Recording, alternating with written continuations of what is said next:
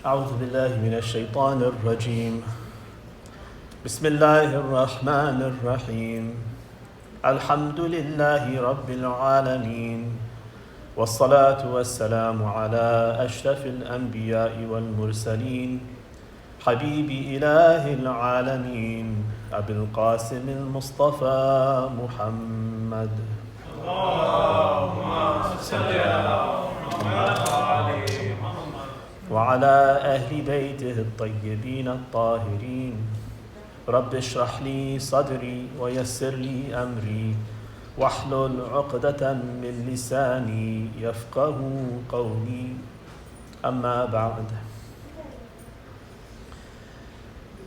These last 5 nights that we've been together, we've been talking about the seerah of Rasulullah, and we focused on this particular aspect because this is what Imam Hussein alayhi salam says is his goal in his uprising against Yazid. It is li asira bi sirati jaddi Rasulullah. I want to follow in the footsteps of my grandfather and revive his seerah and walk in his footsteps. So this should be our goal, to know the seerah of the Prophet, to know his history, to know his sunnah, and then to try to act on it, and try to incorporate it into our lives, because this is the model that we're supposed to be following. And we've looked over the last couple of nights at a couple of different challenges that there are in our path as we're trying to know the seerah of the Prophet. There are difficulties that we face. There are propaganda efforts by different khulafa and their regimes to try to co-opt the seerah of the Prophet, to distort it, to downplay individuals who were important and make them seem ordinary, to malign people, to promote policies that they thought were important. So all these things are there, and history, the adage is that history is written by the victors. The people who are in power, they are the ones who have the money, who have the purse strings, and they can employ and patronize historians, scholars, who will record history according to their plan. So just as one example, I mentioned earlier that one of the... please sisters, I can hear your conversation, it's very distracting. One of the historians who is famous for writing a seerah that is now the dominant seerah in the world is Ibn Hisham, Abdul Malik ibn al-Hisham. So As-Sirah al-Nabawiyah is probably the first book you'll find if you're looking to research the seerah. He himself, in his introduction to his seerah, he's writing as a court-appointed historian in the Abbasid era. In fact, the first Abbasid, Al-Mansur, is the one who hires him and asks him to write a seerah. Why? Because he wants to teach his son how to be a good ruler. And so this Abdul Malik, Ibn Hisham, when he writes his seerah, he takes the seerah of Ibn Ishaq, Muhammad ibn Ishaq, who was a contemporary of the 6th Imam. He takes his seerah, which was quite a lengthy seerah, and he says, I've reworked the seerah of Ibn Ishaq, and I have done certain things. And he makes a list of all of the changes he has introduced. So some of them are reasonable. He says, for instance, it was too long. It went all the way from Adam until Rasulullah's time. So I took out all of the other prophets and just focused from Ismail to Rasulullah's time. So it'd be a shorter work. That's one change he makes, which is fine. But then he goes down. One of the changes he says he makes is that there are certain things in Ibn Ishaq's seerah that might be offensive to certain people, so I've removed those. Well, he's not writing for an Abbasid king, so some of those things that he is afraid would be offensive to somebody, the somebody is his patrons, the Abbasids. And so you find there are examples of this where, for instance, he places Abbas, the uncle of the Prophet, Abbas ibn Abdul Muttalib, who is the progenitor of the Banu Abbas, right? They're named after Abbas ibn Abdul Muttalib. Through Abdullah ibn Abbas, then they have this lineage coming down. So, and there are places where he promotes Abbas himself and makes him have a very prominent role, where other historians say that no, he wasn't even present there. Or he wasn't even Muslim at that time. Because Abbas didn't convert until Fath Mecca, until the conquest of Mecca with Abu Sufyan and Muawiyah and these people. That's when Abbas also converted to Islam. But he puts him into roles during the Prophet's time in Medina before the Fath Mecca, and he puts him into prominent roles. Why? Because he wants to please his patron who's paying his paycheck and make sure that he is happy with the story he's telling. So he makes sure he puts cameo roles for Abbas ibn Abdul Muttalib into his seerah. That's one example of that kind of corruption. When you're being paid by somebody, and somebody who's ruthless, who will kill anyone who opposes, anyone who displeases him, then you're not going to have an honest product. You're going to always have an eye to your patron to make sure that he's pleased and only write what pleases him. So that's one example of the kind of challenge we are now facing, because we're trying to get past these biases. I'm not interested in what is the Abbasid take on the seerah of the Prophet. I'm interested in the seerah of the Prophet without the Abbasid bias or the Umayyad bias or any other bias. How do I remove those biases? Well, I have to first be aware of what those pressures were, so that I can have some sensors ready, that I'm sensitive to certain stories that are being transmitted, certain things that are being transmitted, that this doesn't fit with our aqidah. It does fit with the political aspirations of the Umayyads or the Abbasids or others, and that's why these things have been transmitted. So if I'm sensitive, then I can adjust for those biases and hopefully strip them away and get to something more authentic. Recite salawat ala Muhammad wa alihi. Allahumma salli ala Muhammad wa ali Muhammad. For tonight's story, I want to share a story that no doubt is very familiar to you. And it is one of those very important and critical stories. And the way that it is universally transmitted through Sunni sources is highly problematic for many reasons, and I'll show you what those reasons are. You'll also, as soon as I tell you the story, you'll be attuned to them. And we want to see what is the cause, where did this false story come into play that it's so widely transmitted. So the story I want to tell you about is the story of the initial revelation of the Quran to Rasulullah. The typical story that you'll see in Ibn Hisham's Seerah, and then it's transmitted even in English. Martin Ling's Muhammad is an excellent work of literature.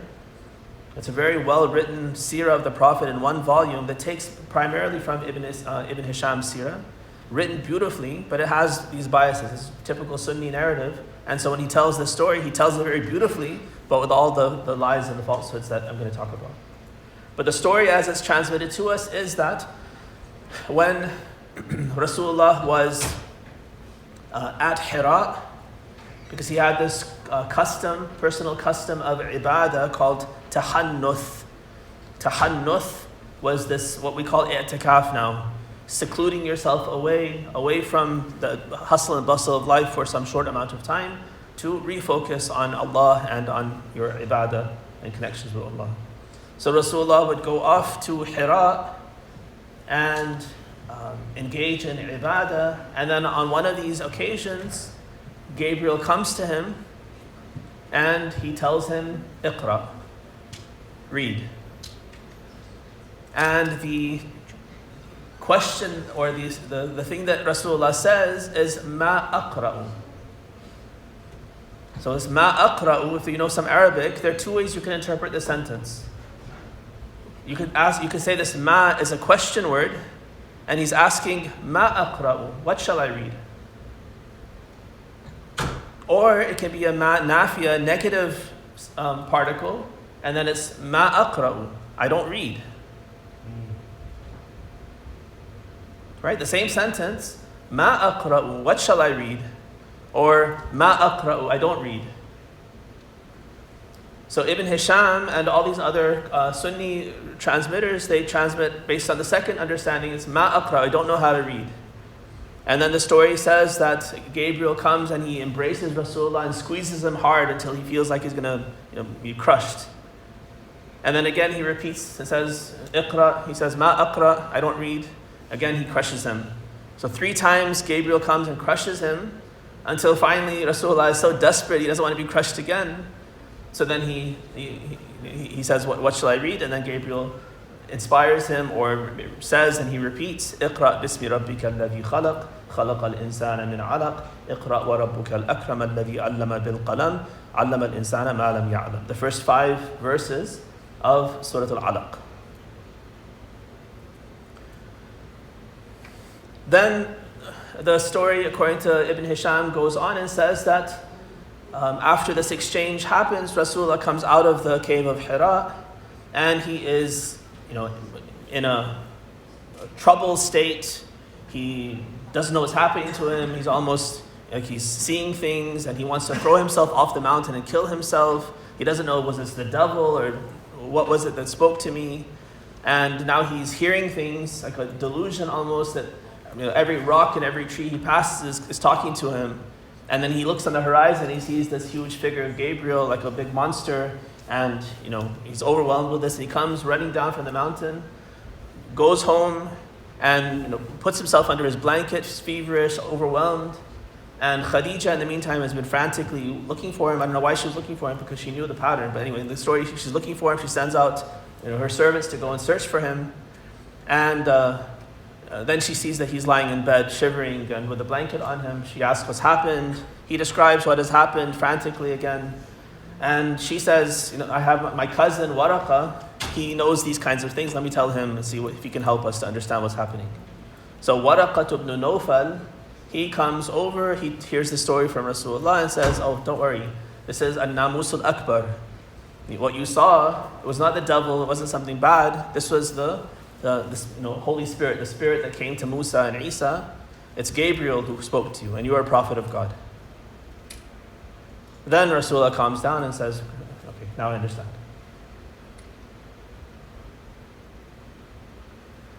Is this a familiar story? No. So many are shaking their head no. So look in any common seerah of the Prophet. And this is how the revelation begins. Right? So Martin Ling's Muhammad is a good representation of this story. Good translation, but very beautifully. Again, it's a work of literature. He wrote very beautifully. And there are many good things you can benefit from that book, but this is one of the false stories that he narrates.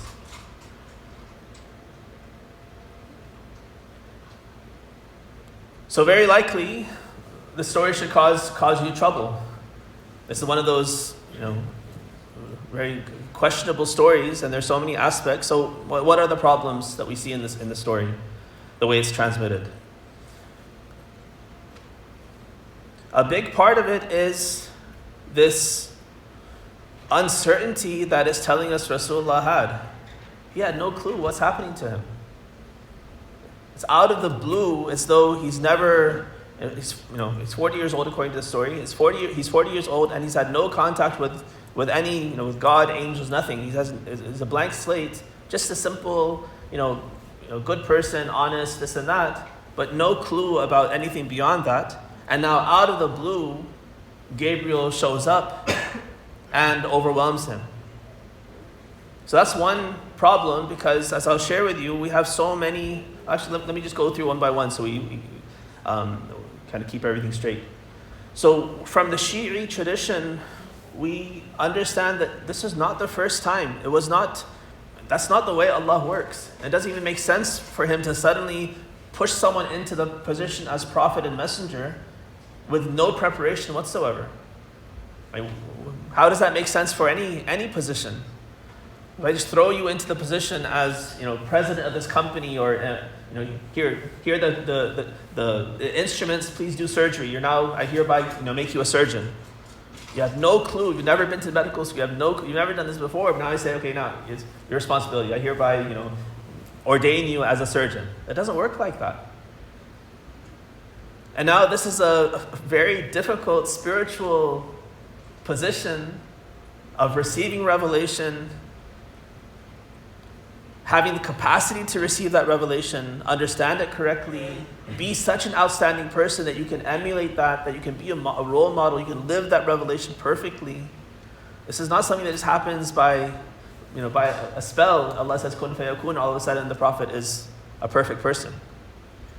So what we understand from the Ahlul Bayt is that this is not, it's not out of the blue. It was a preparation of Rasulullah. You could say from the time that he was born, or you could say even from generations before. So the traditions of Ahlul Bayt, and even some of this is from Sunni traditions as well. The first thing that Allah created was what? The light of Muhammad. The famous tradition, أَوَّلُ مَا خَلَقَ اللَّهُ نُورِي. The very first thing that Allah created was the light of Rasulullah. Now what does that mean? Something has to do with his essence, his spirit, something like that. But even before he created anything else, he created the spirit of Rasulullah. And then we have a hadith that tell us that light of prophethood, from that he created the light of Ali and Fatima and Hassan and Hussein.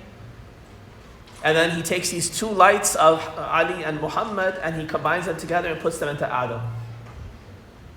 And then it goes down through as the prophets procreate, from father to son, this light is passed down. Until finally the two lights come together or remain together until Abdul Muttalib.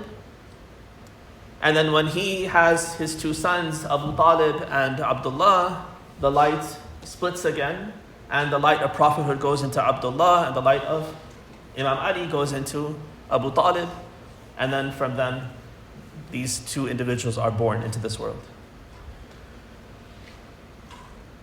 And the progenitors, the ancestors of Rasulullah and Ali alayhi salam, are these outstanding righteous people, always monotheistic, always following the teachings of the prophets, either prophets themselves or following in the line of the prophets.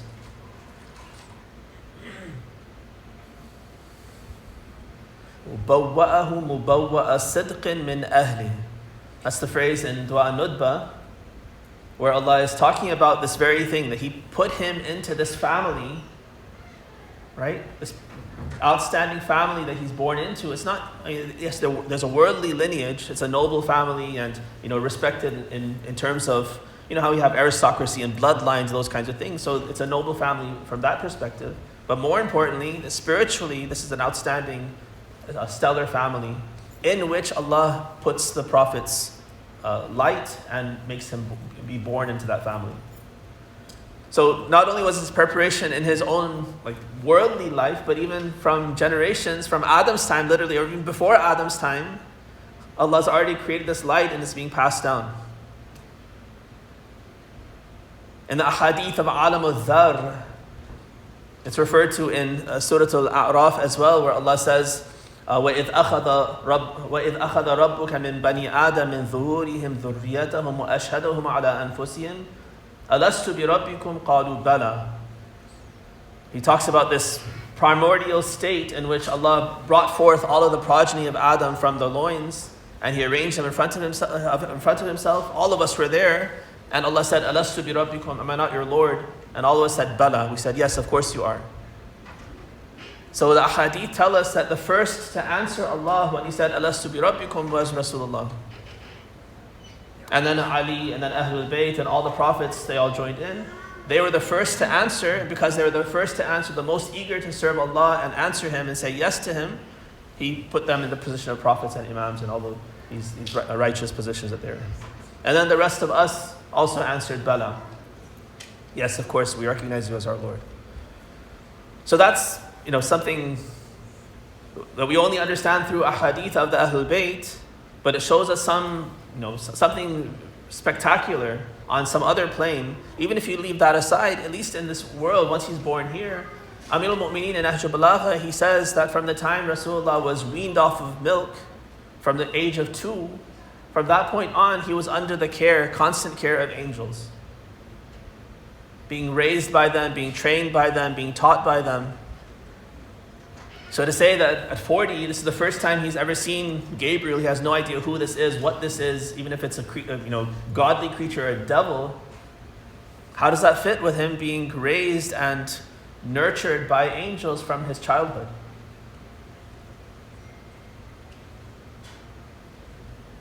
And then think of all those prophecies. I shared some of the prophecies that Abu Talib had received, that Amina had received, Abdul Muttalib had received. So we have ahadith that tell us that they were receiving prophecies from, they had heard prophecies from their ancestors, and they were even shown visions. Allah was showing them visions of what's going to happen with this newborn child, or this young child when he grows up and he becomes a prophet. They were seeing visions of his position and his, what Allah has in store for him. So the elders of the family, his parents and uncles and grandparents, all of them know and are preparing, their whole life is oriented around him. Abdul Muttalib has a special place for Rasulullah because he knows who this child Muhammad is. Abu Talib has a special place for him. He treats his own children as second class because Muhammad is the most important. And he not that they have some jealousy and bitterness that why does he love him more than us? They understand why he loves him more than them. And they love him more than they love their parents or love each other or love themselves. They all recognize who he is.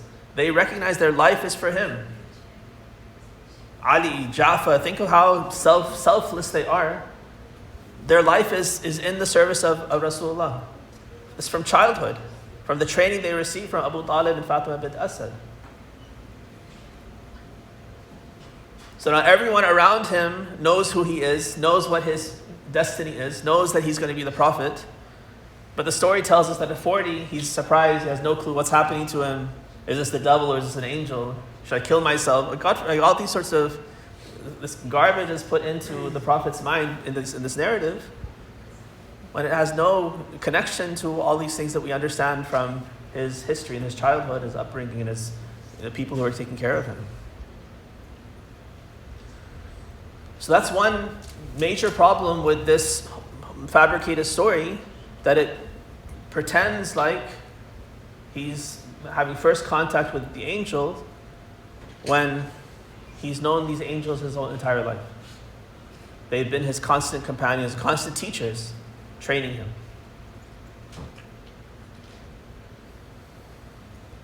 Then comes the uncertainty that he feels. The story is saying that when this angel comes to him, when Gabriel comes to him and says, "You're Rasulullah," he has no idea what's happening to him. He doesn't know, is this reality? Is it right? Is it wrong? Is it the devil talking? He doesn't know anything. And it's not until Waraqat ibn Nawfal comes and tells him that, "Don't worry, you're a prophet. This is the angel." Then he says, "Okay, now it makes sense." If Waraqat ibn Nawfal has more understanding than this prophet, then why is he not the prophet? So let me just explain a little bit about who Waraqa is, because that'll also help us to understand some of the bias that's there in the story. So one of the things that you notice if you look at not only the story as I've narrated it to you, but the transmitters of the story. The people who transmit the story in the Sirah Nabawiyah of Ibn Hisham and other sources, all of them have connections to the family of Zubayr and Ibn Zubayr. So what is that connection? Hopefully that means something to you. So Ibn Zubayr, Abdullah ibn Zubayr, he is that individual who, when Muawiyah died and Yazid sends his letter to his cousin Walid ibn Utbah ibn Abi Sufyan in Medina, he tells him that before you announce the death of Muawiyah and the new Khilafah of Yazid to the public, first bring these three individuals who are have high status in people's minds. They're the leaders of the community: Abdullah ibn Zubayr, Abdullah ibn Umar, and Hussein ibn Ali. Right, so this Abdullah ibn Zubayr, he's the son of Zubayr, of course, who's the son of Awwam. And Awwam is a brother of Khadijah al-Kubra.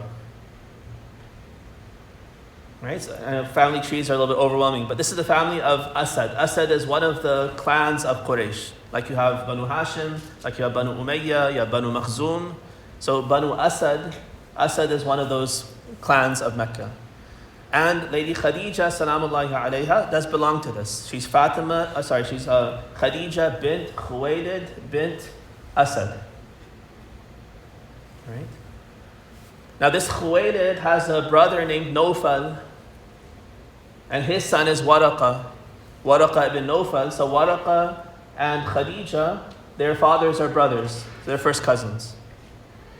Waraqa ibn Nawfal, Khadija bint Khuwaylid, their fathers are brothers, so these two are cousins. And now Khadija has some siblings. One of her siblings is Awwam. Awwam is also Ibn Khuwaylid. His son is Zubayr ibn Awwam. Right? So now, this Zubayr, he's the same Zubayr. Talha and Zubayr always come together. These are two companions of Rasulullah who were very loyal to him. Outstanding companions of Rasulullah throughout. Until Rasulullah dies, Saqifa happens, and the vast majority of people get swindled into supporting the conclusion of Saqifa, and they give bay'ah to Abu Bakr. But there's some people who resist. They come to Amir al-Mu'mineen's house, and they come to him and say, we're not going to give bay'ah. We're with you. You tell us what to do. We're ready to fight. Talha and Zubayr are in the house of Amir al-Mu'mineen. Against Abu Bakr, they are selfless supporters of Amir al-Mu'mineen. And now all the ups and downs happen for these 25 years of the Khilafah of Abu Bakr and Umar and Uthman. Talha and Zubayr are by the side of Amir al-Mu'mineen, his greatest supporters. Then finally, Uthman is killed, and there's a likelihood that Talha and Zubayr were some of the assassins of Uthman. And now, all of a sudden, Amir al-Mu'mineen is being kind of mobbed by everyone who's sick and tired of all the corruption of Uthman, and they demand that he has to accept the Khilafah now. And he keeps on pushing it away. When they all insist, then he says publicly, then you'll all give me your bay'ah, and it's based on my mission is I'm going to judge and rule based on Quran and the Sunnah of Rasulullah. If you're happy with that, you're willing to accept that standard, then I'll accept your bay'ah, only because you all insist. Otherwise, the famous statement is, this khilafah is as worthless to me as the snot of a baby goat. Those are his words. As soon as he now is the Khalifa, Talha and Zubayr, their tune changes. Because they feel like, we've been your loyal supporters all these years, now what's in it for us? What are we going to get out of it? And they have their sights set on governorships, because now they are early converts, early supporters of Rasulullah. There's a prestige to those early companions. They are now nobility in the Muslim Ummah. And they themselves have done great things in different battles. They've been great supporters. So they have some status they want to now cash in. And they expect that Amir al-Mu'mineen he'll repay. He'll repay their loyalty. So they want the governorship of Basra and Kufa. And Amir al-Mu'mineen doesn't give it to them. So when he doesn't give it to them, that's their machinations start for rebelling against Amir al-Mu'mineen, and they connect with Aisha, and they connect with Marwan and the heirs and the cousins of Uthman who have just been killed, who, like I mentioned, this Talha and Zubayr were the assassins of Uthman. Now they raise the flag saying, we're fighting for to avenge the death of Uthman. And until Amir al-Mu'mineen answers for brings the killers of Uthman to justice, we're not going to rest. And they make that their excuse to rebel against him, to wage war against him, and the Battle of Jamal ensues. So that's Zubayr. Amir al-Mu'mineen himself in Nahj al-Balagha is quoted as saying that Zubayr was good until his son Abdullah ibn Zubayr grew up and corrupted him. So Abdullah ibn Zubayr, who's the son of Zubayr and Asma, who's the sister of Aisha, right? He is the corrupting force that pulls his father into hellfire. He dies, Zubayr dies on the battlefield of Jamal, fighting against Amir al-Mu'mineen. So everything he did in his lifetime is now for naught because he died fighting against the Imam of his time. It's Abdullah bin Zubayr's fault, according to Amir al-Mu'mineen. He says he's the cause. This Abdullah bin Zubayr, now he feels like he sees himself on par with Hussein ibn Ali, Abdullah ibn Umar. He's now the new nobility, and he has a claim for himself. So his stronghold is in Mecca, and when the letter comes from Yazid, he flees to Mecca and starts making plans and collecting his followers and all of this to make Mecca his capital. He wants to rebel against Yazid to establish his own khilafah. So as Imam Hussein is going to Kufa, Ibn Zubayr is in Mecca doing his things. That continues, that whole thread continues. Karbala happens. Yazid dies 3 years after Karbala. And very soon after that, 4 months after that at most, Muawiyah ibn Yazid abdicates, and the whole line of the Abu Sufyan's line is done. And the Khilafah transfers to Marwan and his descendants. Also Umayyad. So while they're trying to establish their Khilafah, this Abdullah bin Zubayr in Mecca, he establishes his Khilafah. So for some years, there are 2 Khilafahs for the Muslims. One in Syria, under these Marwanids, and one in Mecca under Abdullah bin Zubayr. So anyway, all of that history, just to give you a sense that this Ibn Zubayr and the Zubayrids, they were power hungry, they were politically motivated, they wanted to take power for themselves and establish the Khilafah, and they are finally destroyed by Hajjaj bin Yusuf, no friend of the Shia, one of the biggest tyrants, one of the most bloodthirsty, who killed so many of the Shia.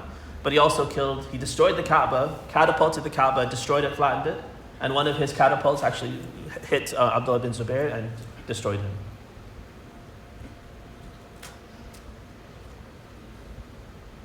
One of Abdullah bin Zubayr's brothers, Urwa ibn Zubayr, is one of the major sources of Sirah literature. If you look in Sirah, every transmission, they'll say this is from Urwa ibn Zubayr. So the Zubayrids they wanted to kind of also rewrite history, bias history in a way that would favor them. Right? So I say all this to help us to understand what's the source for the story of Waraqat ibn Nawfal and his very important role apparently that he played in confirming Rasulullah in his prophethood. So it seems that all of those reports go back somehow to Zubayr ibn Zubayr.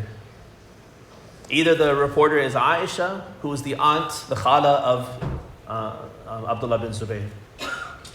Right? Or it's Abdullah bin Zubayr himself, or his brother Urwa ibn Zubayr, or some of their mawali, their slaves and their freedmen. So all of the reports that mention this story of Rasulullah's first contact with revelation and Waraqat ibn Nawfal's very important role and Khadija bint Khuwaylid's important role in confirming it, all of them come from the family of Banu Asad. So what are the people of Ibn Zubayr trying to do? They're trying to rewrite history in a way that shows that their ancestors are really the whole reason why Rasulullah even knew he was a prophet. So all you Muslims, you're indebted to us. It's my family actually, even more than Rasulullah. He didn't even know he was a prophet until our ancestors told him. Right? Different kind of bias, a different family creating this bias, but that bias now creates this story that really makes one wonder. If this is your first story, if you're not Muslim, this is your first story that you understand about how Rasulullah became a prophet, it's a wonder to me how anyone would become Muslim. If that's your entry point, that he is now being spoken to by someone, he doesn't even know if he's a prophet, if it's a devil or an angel or what's going on, and he's so confused, and someone else, a Christian, has to come and tell him, then if he's not sure he's a prophet, why should I be sure he's a prophet? But undermining the Prophet's prophecy was not so important as establishing the importance of this family that's trying to vie for the Khilafah and make themselves important. So they even manufacture a story that undermines the Prophet, but promotes their own family.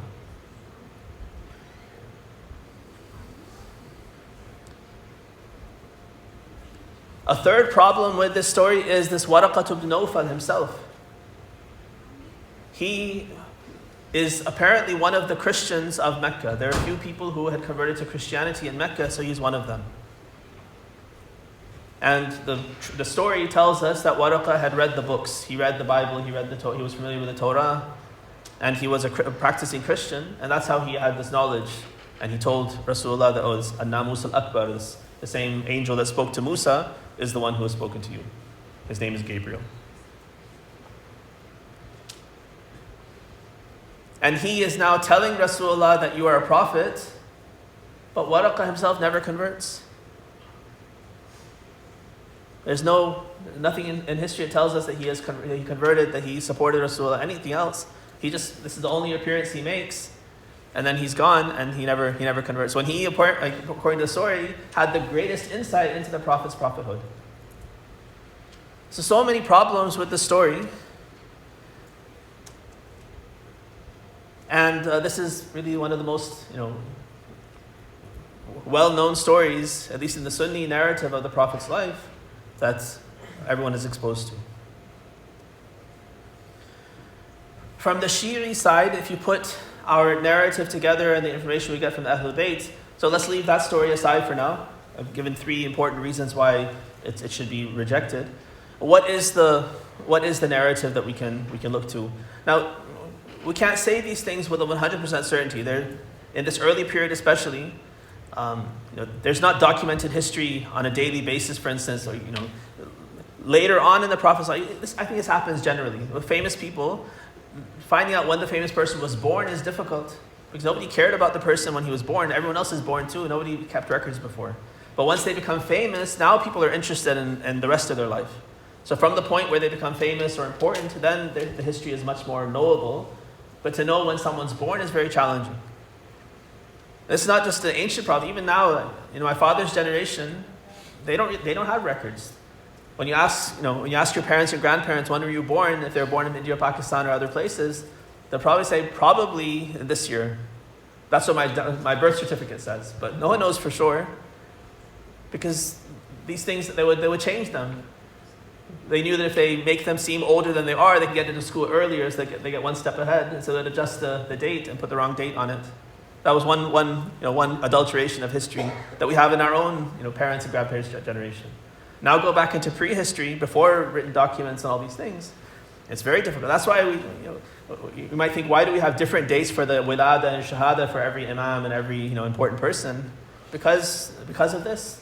You don't have birth certificates and passports and documentation and legal records that you can go back to and say, oh, he was born on this day, in this hospital, at this time, this doctor. None of that's there. So saying dates with certainty is sometimes challenging, but we have reports that we can piece together a most plausible narrative and timeline for these events. So one thing that we understand is that as I mentioned, the Prophet is being prepared from day one through the training of these angels. We have a hadith that tell us that Allah doesn't appoint a prophet as a prophet until he perfects his intellect. So intellectually he's being built up and trained to a point where now he has the capacity to receive this revelation. We have some ahadith that tell us that at the age of 37, Rasulullah first sees the angel, either Gabriel or Israfil, in a dream, and he appoints him as prophet, as Nabi at that point. And he teaches him, the very first thing he teaches him is how to do wudu.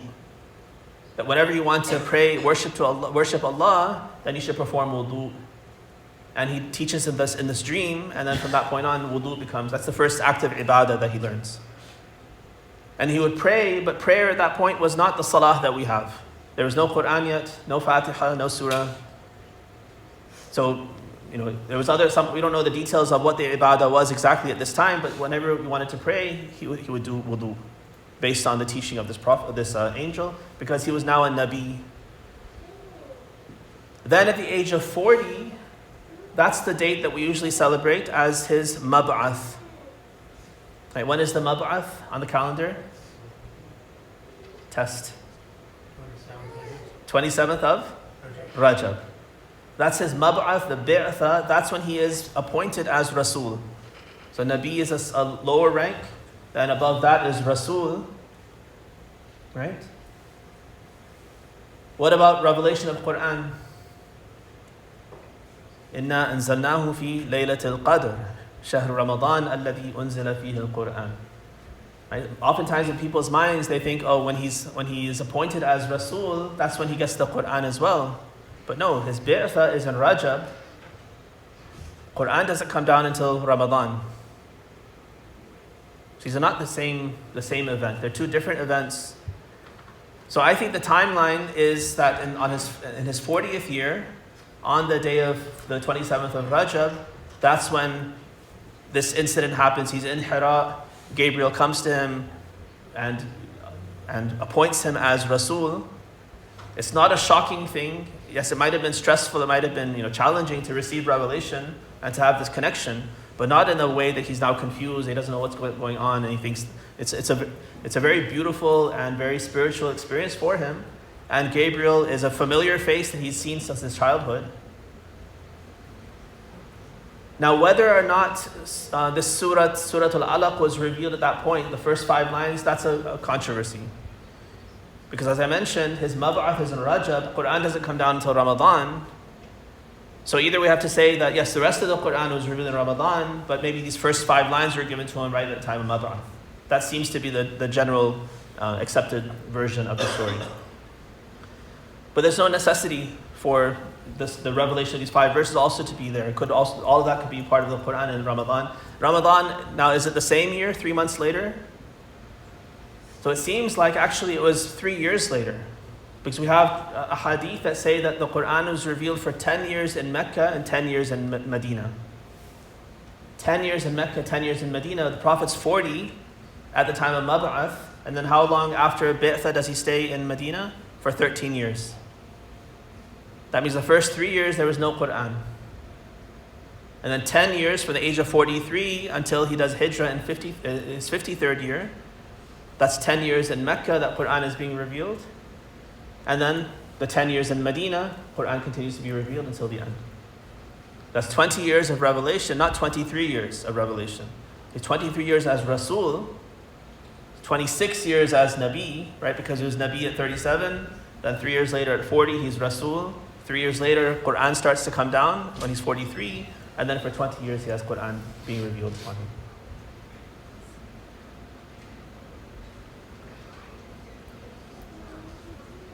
We don't have actually a detailed account from Ahlul Bayt about this story that I mentioned at the beginning, this debunked story that I just mentioned. We don't have a kind of the Shi'i version of the story. The Ahlul Bayt, for whatever reason, they never told us the real story of how things happened. But we can debunk that story based on these points that I just mentioned. And our Shi'i historians, they do reject this story as it's revealed, as it's transmitted by Ibn Hisham and others. But we know for a fact that Rasulullah was trained by the angels, knew all of this, was preparing himself and was being prepared for receiving these positions of Nubuwwah and Risala and then finally Wahi of the Quran. It's not a surprise for him. It's not something that he wasn't prepared for. And he himself he has to be in complete certainty. And and the Quran says, هَذِهِ سَبِيلِي أَدْعُو إِلَى اللَّهِ عَلَى بَصِيرَةٍ أَنَا وَمَنِ اتَّبَعَنِي. And this is my path upon which I call to God. Right? I and those who follow me have basira. We have full insight, full perspicacity. We know exactly what we're talking about, what we're believing in. It doesn't say I don't know what I believe. I don't know if I'm a prophet. If the Prophet himself doesn't know he's a prophet, then how are you and I going to be held accountable for having aqidah, for having certainty that he's our prophet? The entire idea of accountability is undermined by this one story. Definitely the Prophet knew exactly who he is. He knows who Gabriel is. He knows with certainty. It's not even the kind of certainty that you and I, we read something and it makes perfect sense and we say, now I believe this because it logically makes sense. Rasulullah is not being convinced logically about something at this point. He is experiencing Gabriel and revelation at a visceral level. His spirit is being elevated. His heart is being illuminated. It's not a logical proposition that, A and B, therefore C. And now he says, okay, now I believe I'm a prophet. He is being spoken to by Gabriel. He is being inspired by the revelation of the Quran. Not just the text and these words that you and I listen to, the actual light of the Quran, the actual illumination of the Quran is infusing his being. This is not something that we can only imagine. We have descriptions in a hadith that show, kind of help us to understand maybe something about what he was feeling when he received revelation. But it's not a normal circumstance. Many cases he would be bowled over, he'd be knocked over, he'd receive revelation, he'd have to lie down in Amir al-Mu'mineen's lap. And he would just go into the state. As he was receiving revelation, where it was like he was asleep or in some sort of other state, and he would stay like that in Amir al-Mu'mineen's lap until he was done, and then he would receive the revelation, and then he would tell people, "This is what I've been told." It was a taxing, difficult ordeal that he had to experience. We can only imagine what it was like. Recite salawat ala Muhammad wa alihi.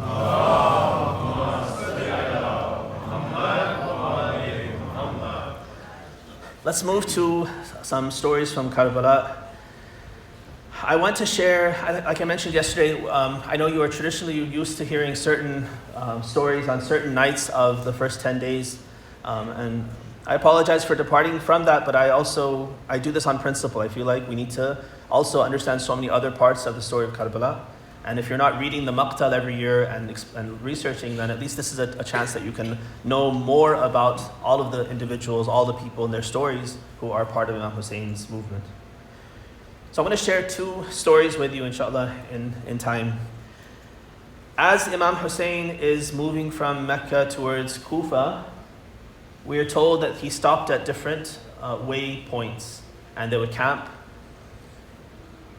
Along this path, he encounters two individuals at two different waypoints, and both of them are what's known as Uthmani. They are Shia of Uthman, not Shia of Ali. They were people who supported Uthman, who fought in Siffin against Amir al-Mu'mineen. So they were known as Uthmani people. They had great hatred for Imam Ali and his family. The first individual, I think he actually meets him second in the sequence, but the first I'll tell you about is a person by the name of Ubaydullah ibn al-Hur al-Ju'fi. I know the names are confusing. You have Ubaydullah here again, you have Hur also. So Ubaydullah ibn Hur is an Uthmani. He is camped out, and we're told that the Imam and Ubaydullah, they end up camping in the same place. And so, as was Imam Hussein's habit, he sent a messenger over to Ubaidullah's camp and invited him to come and speak with Imam Hussein. Ubaydullah tells the messenger that actually I declined the invitation because actually I am leaving Kufa precisely to put all that fitna behind me. All this, Muslim and Ubaydullah, all these things are happening in Kufa, and before the gates were closed, this Ubaydullah ibn Hur escaped, and he's like, I'm trying to get as far away from Kufa as I can because I can see that there's a fitna, there's war coming, and I don't want to be a part of this. So the messenger comes back to Imam Hussein. Imam Hussein insists, and he goes to visit Ubaydullah in his own tent. There's some polite things exchanged. Ubaydullah notes that the Imam's beard is black. And he makes a comment. He says, is it that you're still so young that you have a black beard, or have you dyed it? And the Imam says that the difficulties of life have brought gray on early. So Ubaydullah understands that he's dyed his hair. The Imam makes his call. He says that I need your help. If you will join, then we are going to, on this particular mission, to try to debunk and revolt against this illegitimate leader and support the son of Rasulullah. Ubaydullah is again torn. He feels like I'm trying to escape this. I want to get as far away from all this as possible. I understand that who you are and there's virtue in you, but I'm not ready to give my life for this cause. He says, though, I have an excellent horse. My horse has never failed me. It's a very special breed, and I will give you my horse, and you can use it for your cause. But as for me, I give my excuses, and I have to leave. And Imam Hussein's response to him is that if you're not going to join me, I have no need for your horse either. But he says that make sure that you don't hear my cry for help. Right now, I'm asking you to voluntarily join me. But if you hear my cry for help and you fail to answer me, then you're destined for hellfire.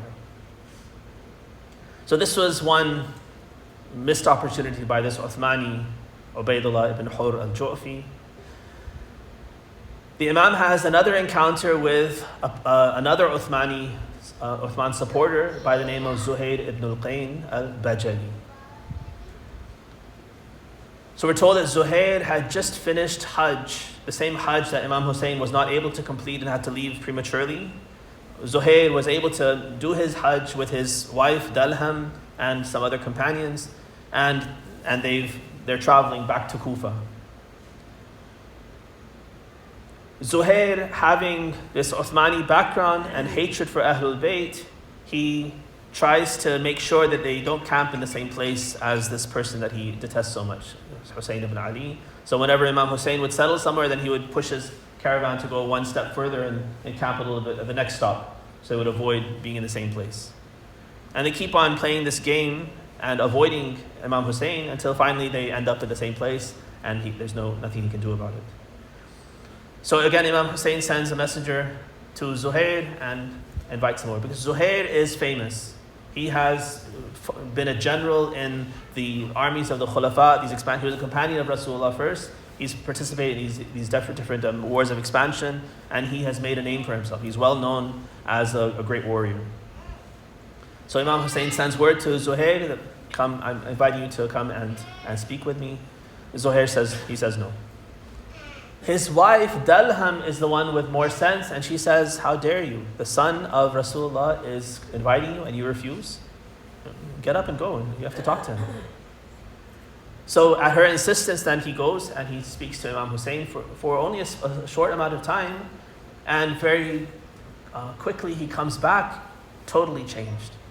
The companions who are with him, they say that we don't recognize him. He's like a little child, so excited, so full of energy, light, bright face. He's a different person because he went so glumly and low energy. He didn't want to go. It was like he's dragging his feet. And now he's running back, and he's ready to move. And he tells his companions that I am going to join Hussein ibn Ali. They ask him, what's changed? What happened? A few minutes ago you said no. He says that Hussein reminded me of a story. We were in a battle in Persia, and I was with Salman al-Farisi and other people, and we had a victory, and we collected so much booty. We were so excited that we had brought in so much wealth from this battle. And Salman's comment to us, he said that on the day when the son, he uses the term Sayyid al-Shuhada. No, he says Sayyid, one of Sayyid Shababi Ahl al-Jannah, when he calls you, you will be more happy than on this day with all this booty and all this wealth that you've now brought in. So Salman had just planted that seed in Zuhair ibn al-Qayn's mind, and on this day when he meets Imam Hussein, that seed sprouts and blossoms, and he remembers what Salman had said, and he is converted.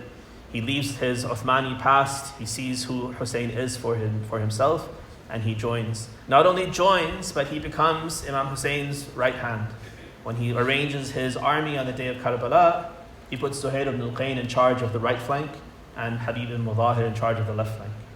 He goes from an enemy of Hussein overnight almost into one of the generals of Imam Hussein.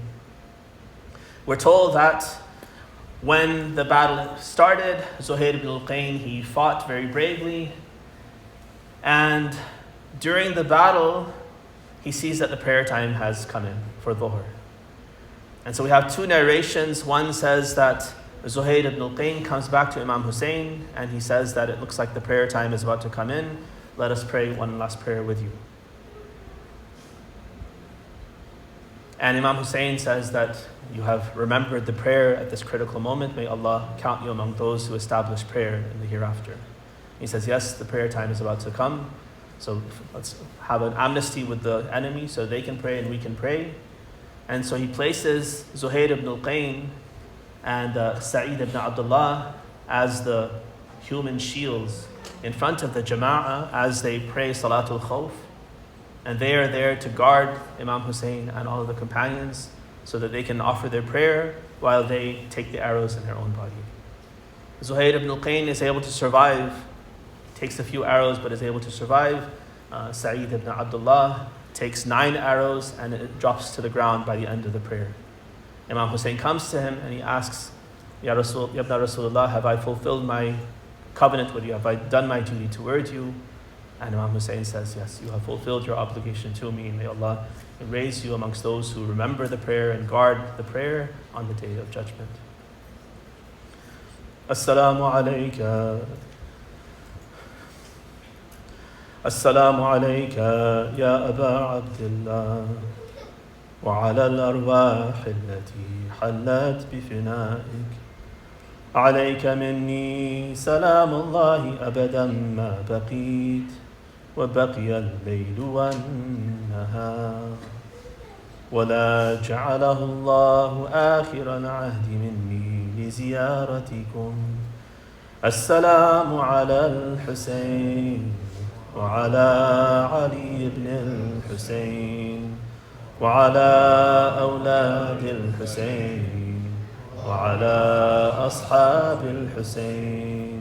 Allah, we ask you to shower your mercy and blessings on Muhammad and the family of Muhammad. Help us, Allah, to learn and live the seerah of Rasulullah. Help us and protect us against the biases and the misinformation and the corruption that others have tried to introduce into our literature of knowledge. Keep us always on the straight path. Help us to be always anchored to the Ahlul Bayt. Let us be, inshaAllah, like Zuhair and Sa'id ibn Abdullah and these individuals who are always steadfast in our prayer, always prioritize prayer over everything, and inshaAllah devote our life towards prayer so our prayers are accepted and we are raised amongst those who pray on the Day of Judgment. Wa akhiru da'wana alhamdulillahi rabbil alameen.